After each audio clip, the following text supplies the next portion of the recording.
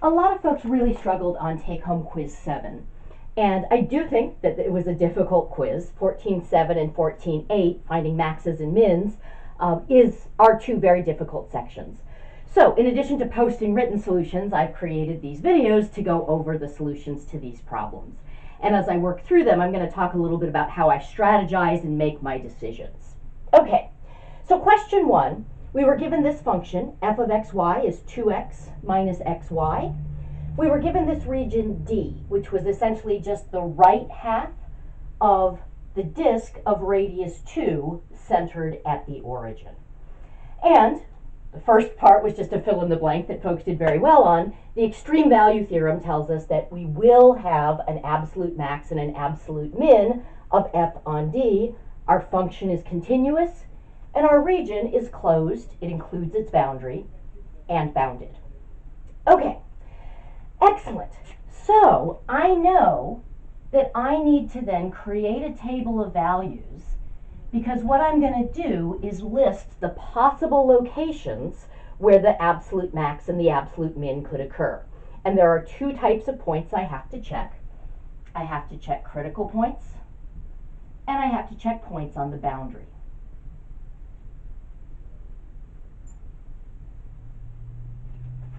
All right, let's find our critical points first. So the gradient of f, that's just f sub x, f sub y. That's going to be 2 minus y, comma, negative x. All right, now that's always defined, so I won't have any critical points from that being undefined. Let's see where it's 0. So if the gradient of f is the 0 vector, that's going to mean that both of these components are 0. So 2 minus y is 0, and negative x is 0.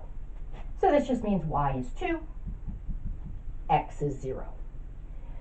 So that gives me the point 0, 2, and that will be on this disk, this half disk, because that's this point right up here. Remember, the radius of this disk is 2, because that's going to be our radius squared. Okay, so I'll list 0, 2, and let's go ahead and evaluate f there. Plugging in 0 for x, that's just going to make both terms 0, so we get 0 there. All right, so now I need to look at the boundary. When we have a function of two variables, so that we're working on some region in the plane, the boundary is going to be one-dimensional. So I do have two options. One is I can parametrize the boundary, and that describes it in terms of one variable, so I can reduce this to a problem in terms of one variable. The other is that I can use Lagrange multipliers. In this case, I do not think I want to use Lagrange multipliers, and that's for two reasons. First of all, the boundary comes in two parts. A lot of people just said the boundary was this half circle here. But notice, if I draw a half of a circle, that's not the boundary of anything because it's totally open-ended. The boundary has to fully enclose my region. So the boundary has a second part, and that's this line segment along the y-axis. Okay. So I'm going to have this vertical line segment and this half circle. Those are my boundary parts. So I've got two boundary curves. Lagrange multipliers is kind of a long process. I don't want to have to do it twice. The other thing that makes me not want to do Lagrange multipliers is that neither one of these is a level curve for a function. Each of them is part of a level curve. I could take the function x squared plus y squared. Okay.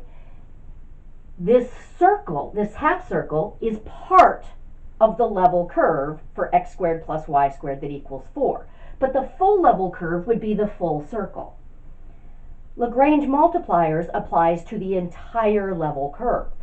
So if I'm only working on part of the level curve, I would have to do Lagrange multipliers, reject any points that were on the left half of the circle, but I'd still have to check those endpoints.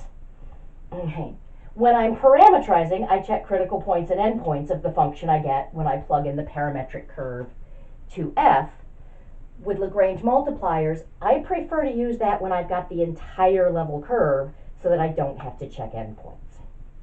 Okay, so I'm going to work with parametrizing the boundary. And I'm going to start with that vertical line segment because that's the part that most people forgot. Okay, so I'm just going to call that the boundary part 1, and then part 2 will be the half circle. Okay, so I can parametrize that, R1 of t.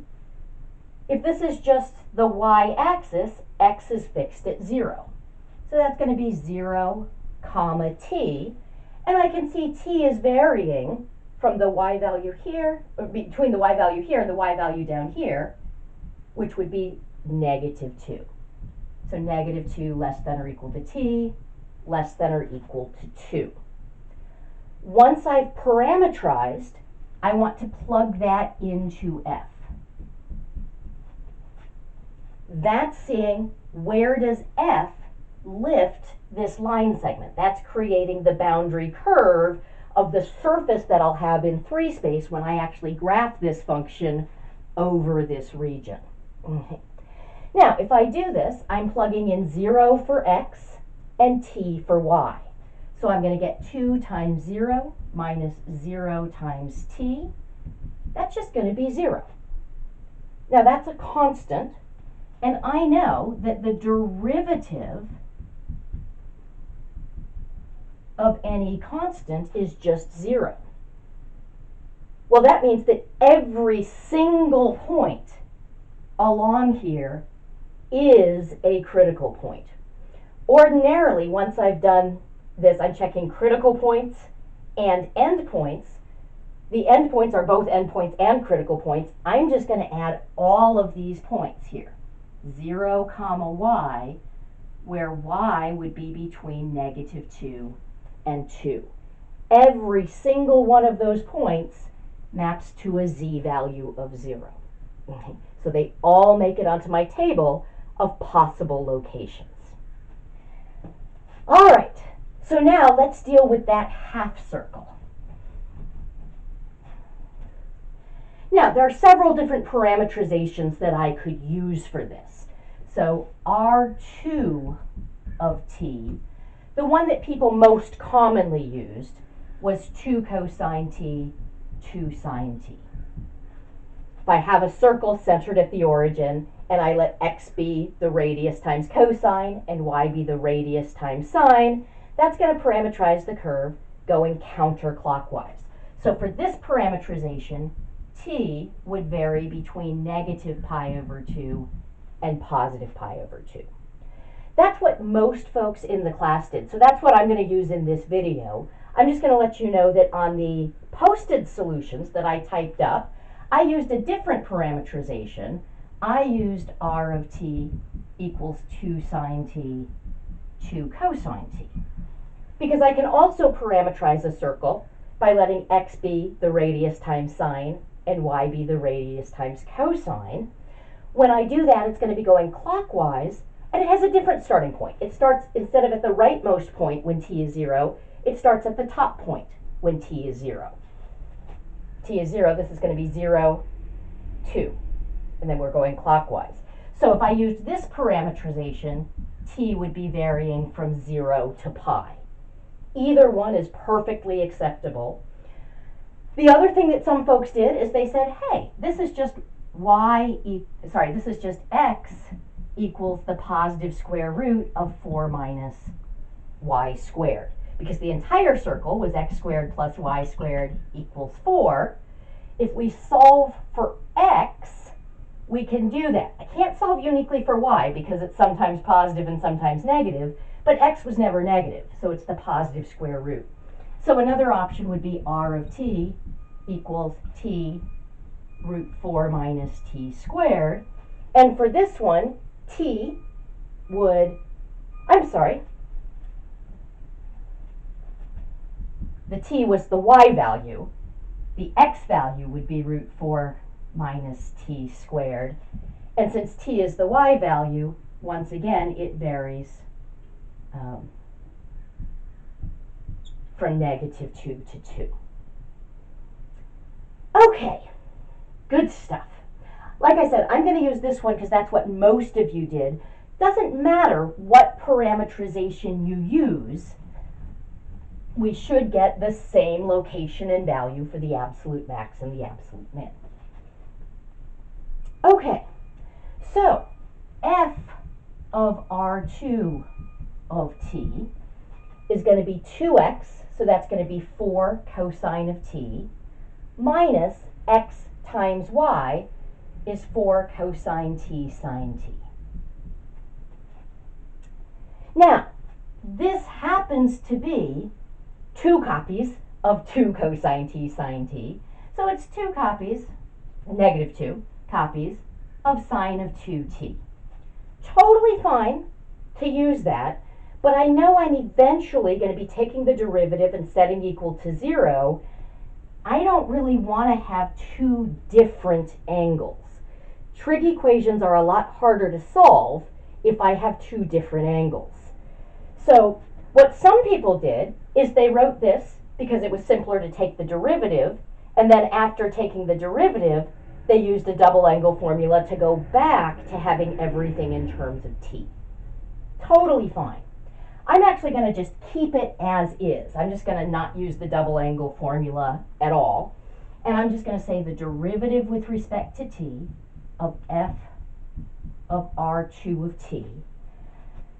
I have to use the d by dt notation here. There is no such function as f prime. F is a function of 2 variables. It has partial derivatives, and its full derivative is the gradient, which is a vector.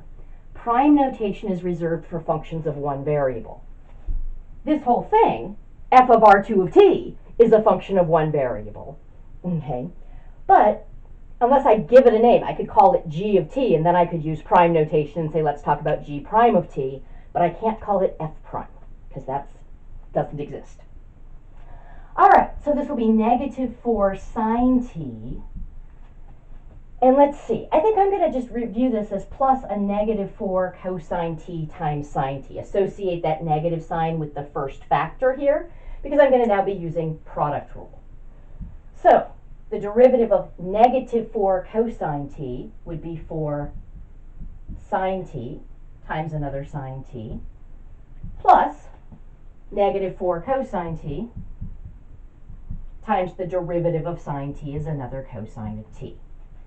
So let's see, that's negative 4 sine t plus 4 sine squared t minus 4 cosine squared t.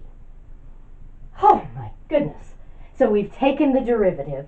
What we have to do now is we have to set, I can say that this is always defined. I'm going to want to set it equal to 0 to find my critical points, and check endpoints as well. Because what we did when we did this is we created a continuous function of 1 variable, but it's on this finite interval. And so we're basically just applying the extreme value theorem from first semester calculus to say there has to be a max and a min, and they have to occur at a critical point or an end point.